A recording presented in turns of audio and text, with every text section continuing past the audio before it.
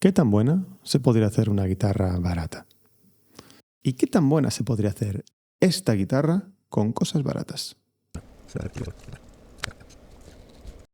¿Lo descubrimos?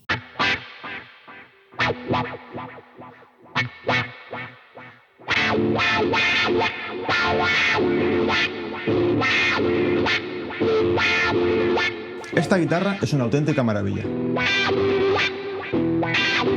La mayoría seguro la conocéis, estamos hablando de la Harley Benton TD52. Es una guitarra muy conocida, muy famosa, es un superventas porque por el precio que tiene, que son 159 euros con el envío incluido si vives en Europa, el IVA, la importación, el envío, la caja de cartón, los plásticos, las cuerdas, o sea, ¿dónde salen? ¿Dónde están los 150 euros? Yo aquí no los veo. No los veo.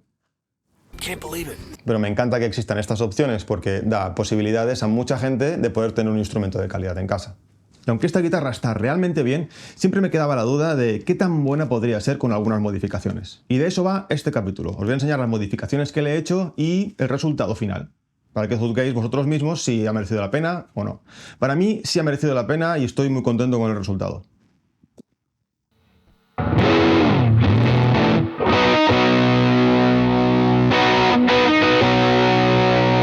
Es que esta guitarra, para los que no la conozcáis, tiene muy pocos peros. Las maderas son muy buenas, las pastillas y la electrónica son bastante decentes, hacen su función. El clavijero cumple, el puente cumple, es decir, todo lo que hay en este producto cumple y es totalmente usable y funcional.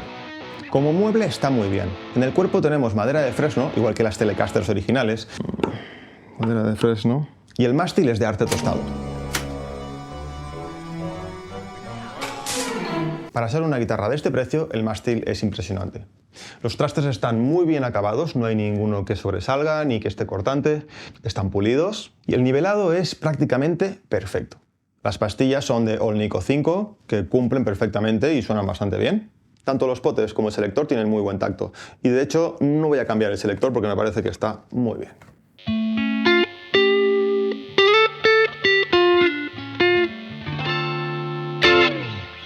Algunas cosas que no me gustan son, por ejemplo, el acabado que tiene de poli, que es como un poquito plasticoso, el peso de casi 5 kilos. ¿Qué más no me gusta de esta guitarra? No me gusta... La cejilla que tiene, que es malísima. Por eso la cambié por una de hueso nada más llegar. Y el puente y los afinadores, que se nota que son muy malucos. En estos elementos es donde se nota que la guitarra es de gama baja. Y tengo el micro aquí, que seguramente está haciendo mierda. Y aunque durante estos 6 meses la he disfrutado mucho y en ocasiones he sentido que no necesitaba ninguna mejora, aún así me quedaba con las ganas de saber qué pasaría si le ponía unas pastillas mejores y le hacía de nuevo la electrónica. En esta ocasión he decidido no utilizar componentes de primeras marcas porque me parecía poco coherente. Pero no descarto en un futuro poner en esta guitarra unas pastillas Fender Custom Shop para ver qué pasa. ¿Os gustaría verlo? Si queréis, escribidme en los comentarios y lo valoraré. Obviamente, la decisión más importante de este proyecto era la elección de las pastillas. Después de ver un montón de opciones, me decidí por estas WAH. Son muy similares a las Fender Telecaster American Pure Vintage 64, pero en lugar de imanes Olnico 5 tienen Olnico 3. La calidad de estas pastillas se ve muy bien. Y por lo demás no hay nada que sea muy especial. Un cable tipo vintage porque creo que quedará mejor, los potes grandes tipo CTS, de 250 kiloohmios y diferentes tipos de condensadores para poder hacer pruebas. Para el puente encontré este que es de una GNL Asat, que me gusta mucho porque tiene las sietas individuales, así que se puede hacer perfectamente la entonación. Estoy bastante satisfecho con todos los componentes que he usado en este proyecto. Los únicos que no me han salido nada buenos son los afinadores. A pesar de que tienen un ratio 1:18 y se nota en la precisión a la hora de afinar, los postes tienen un poco de juego y eso genera como... van duros. Para reducir los ruidos hice toda la pantalla de interior con cinta de cobre conductiva, pero no noto mucho la diferencia.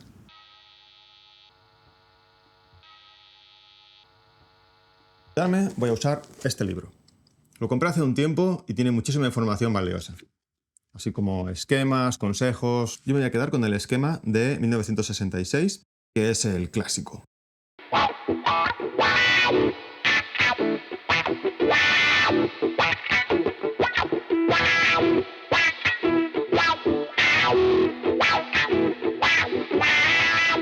Pues después de un montón de rato ya está todo.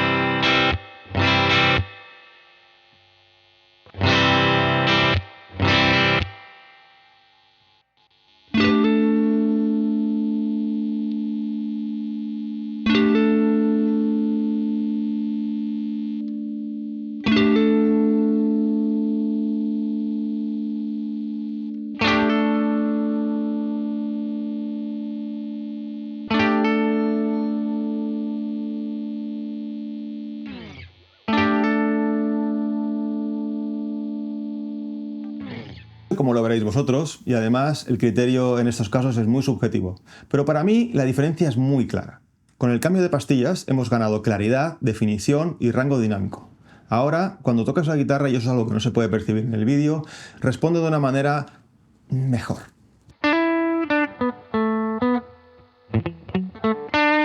mí me gusta mucho más cómo distorsionan estas pastillas.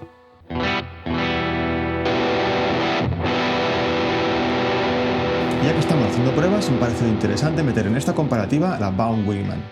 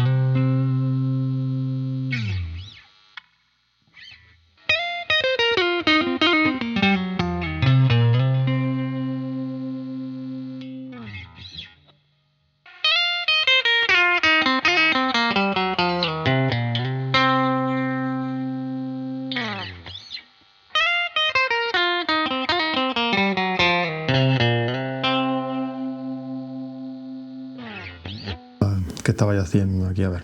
Y por último, pero no menos importante, también le hice un ajuste completo, que realmente es de las cosas más importantes que se le puede hacer a una guitarra, que tenga un buen ajuste. Ahora se toca súper bien. Estoy muy contento con esto que he hecho, muy contento. Esta guitarra es como un Happy Meal. Son de esas pequeñas cosas de la vida que te hacen feliz. Contando todos los componentes y materiales que he utilizado en este upgrade, me habré gastado unos 130 euros.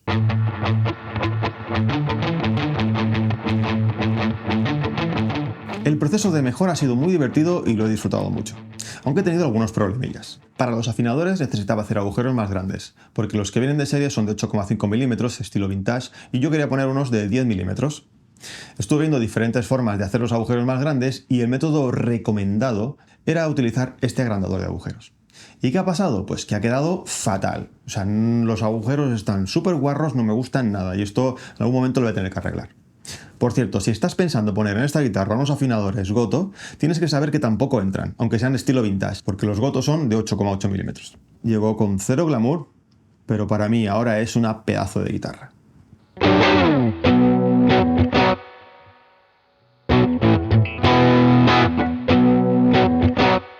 Estoy muy contento con este resultado, pero me gustaría saber qué opinan otras personas. How much you think it's that guitar? How much is this worth? Yeah. Oh God, I don't fucking know. Guitar like this, since it doesn't have a name, Americans always go by the name brand. Quality of playability, I mean, it's definitely not a $200 guitar, not a $300. I would say it's more like hover around $300-400. Stop, Teddy. Well, Maybe even more. I mean, you know, 500. You know, 'cause I play a lot of crappy guitars. So Yeah. it's not a crappy guitar.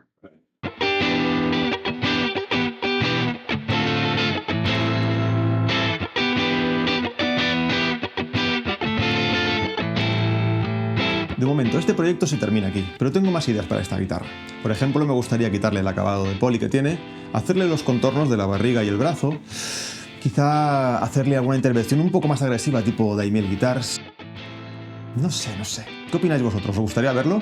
La fase 3 me da un poco de miedo porque sé que es una liada impresionante, aunque el resultado puede quedar brutal. Y porque siempre que me meto en estas movidas acabo pensando, ¿por qué te lías tanto? ¿Por qué te metes en esta historia? ¿Hay necesidad de hacer esto? Y claro, siempre me acabo liando porque me gusta. Hoy detrás de las cámaras he tenido un ayudante muy especial. Besito.